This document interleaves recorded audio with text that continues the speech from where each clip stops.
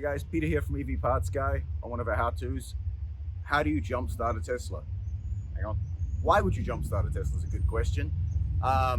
Tesla has a regular 12-volt battery along with the high voltage battery. So if the low voltage battery, which controls things like the computers in the car, the radio, the lights, all of the other car stuff, if it goes flat, it doesn't allow the main battery to come up.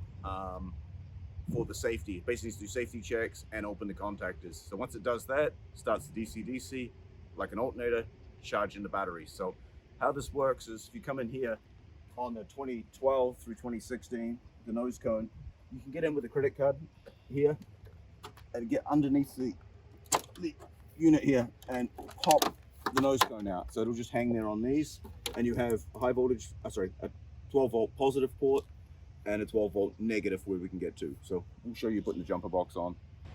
So with the jump points, you've got a ground port over here, which should be enough.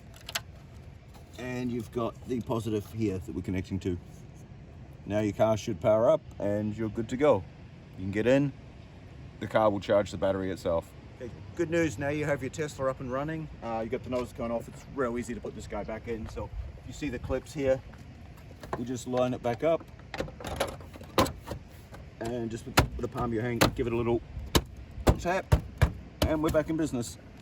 So thanks for your time. Stop back later, subscribe, and we'll have more simple how-tos.